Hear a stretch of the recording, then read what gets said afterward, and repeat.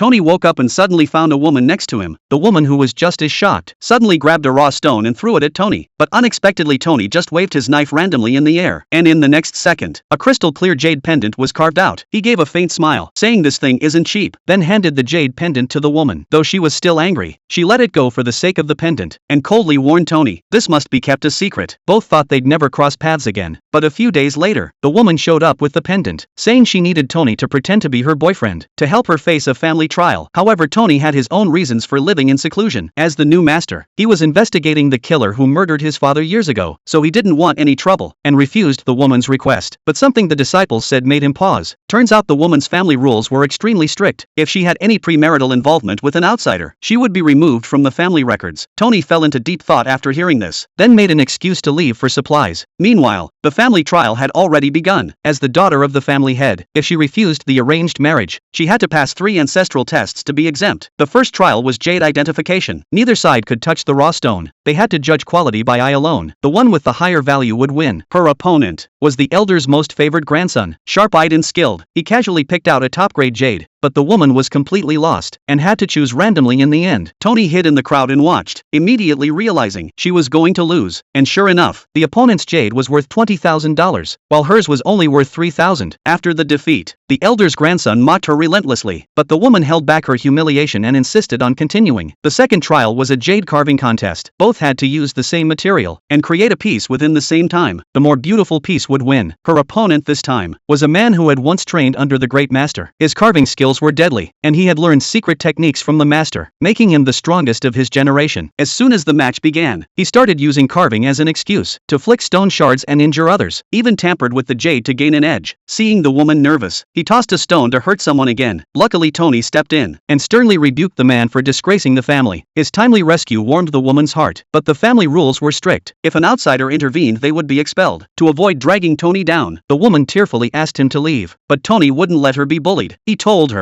to remember that he was strong. Tony originally wanted to compete for her, but was told there was only one chance to carve. Tony confidently said one stroke was enough to win. The opponent laughed wildly, saying if Tony won, he'd call him dad in front of everyone. Tony replied coldly that he didn't need that, then pulled out his carving knife and casually sliced at an angle. But the raw stone showed no reaction. Everyone immediately burst into laughter. But in the next second, the raw stone suddenly began to tremble.